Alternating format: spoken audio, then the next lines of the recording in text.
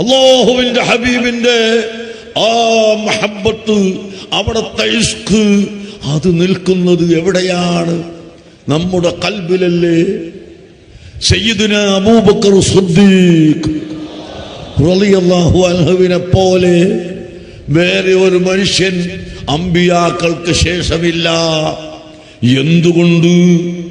കാന യുഹിബ്ബു റസൂലല്ലാഹി സ്വല്ലല്ലാഹു അലൈഹി വസല്ലം അക്തറ മിൻ ജമീഇ ഹുബ്ബിൽ ബാഖീൻ. ബാക്കിയുള്ള എല്ലാവരും വെച്ച ഹുബ്ബിനേക്കാൾ അവിടുത്തെ ഹുബ്ബ്, അവിടുത്തെ ഹൃദയത്തിൽ റസൂലുള്ളാഹിയോട് ഹുബ്ബുണ്ടായിരുന്നു. سلام عليك يا رسول الله.